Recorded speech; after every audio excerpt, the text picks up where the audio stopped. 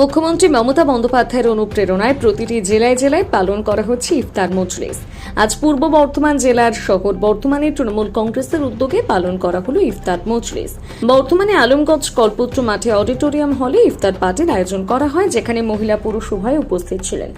উপস্থিত পূর্ব বর্ধমান জেলা তৃণমূল কংগ্রেসের সভাপতি রবীন্দ্রনাথ চ্যাটার্জি, উপস্থিত ছিলেন বর্ধমান দক্ষিণের বিধায়ক খোকন দাস, পূর্ব বর্ধমান জেলা পরিষদের সভাধিপতি শ্যামা প্রসন্ন লোহার এবং অন্যান্য ওয়ার্ডের কাউন্সিলরগণ এবং তৃণমূলের নেতা কর্মীগণ। এর মতো এবছরও আমাদের বর্ধমান জেলা পূর্বের তৃণমূল কংগ্রেসের উদ্যোগে, যার আমাদের মূল উদ্যোক্তা আমাদের সম্মানীয় জেলা সভাপতি রবীন্দ্রনাথ চট্টোপাধ্যায়, তার উদ্যোগেই আজকে জেলার ইফতার পার্টি আমাদের আলমগঞ্জের এই কল্পতরু মাঠের এখানে অনুষ্ঠিত হতো। গোটা জেলা থেকে অজস্র আমাদের সম্মানীয় রোজদার পার্টি দাদারা ভাইয়েরা যারা রোজা রেখেছেন, তারা আজকের অনুষ্ঠানে আমাদের সবাই অংশগ্রহণ করেছেন।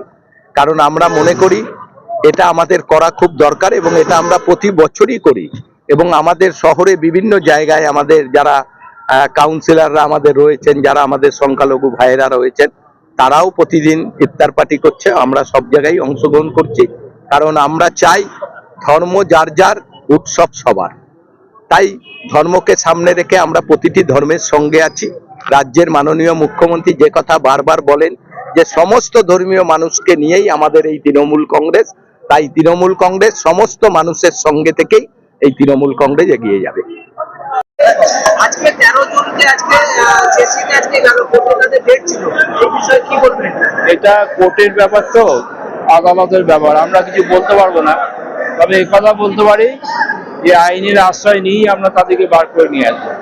এই বিষয়ে দল থেকে কি চিন্তা করছে, তাদের সঙ্গে থাকবে বা তাদের সঙ্গে? হ্যাঁ, তাদের সঙ্গে সহযোগিতা করবো। তারা তো আমাদের দলের কর্মী এবং যে কোনো কারণেই হোক তাদের বিরুদ্ধে সাজা ঘোষণা হয়েছে, যদিও ব্যাপারটা কোর্টের বাইরে মীমাংসা হয়ে গিয়েছিল।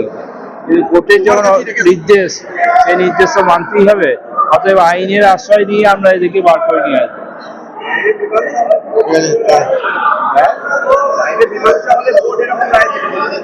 বাইরে মীমাংসা হওয়ার তো কথা কোর্ট শোনে না। কোর্ট তার যা আইনে হয় সেটাই করে।